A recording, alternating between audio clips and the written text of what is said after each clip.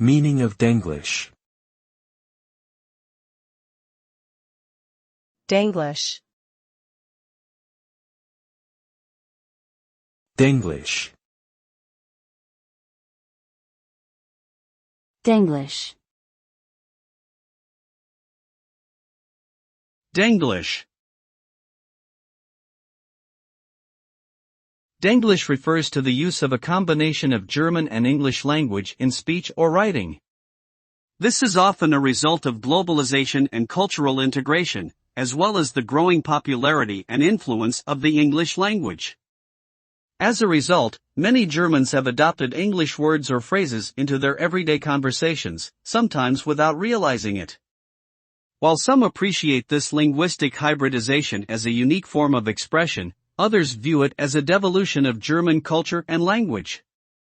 Overall, Denglish is a reflection of the ongoing cultural and linguistic evolution taking place in modern society.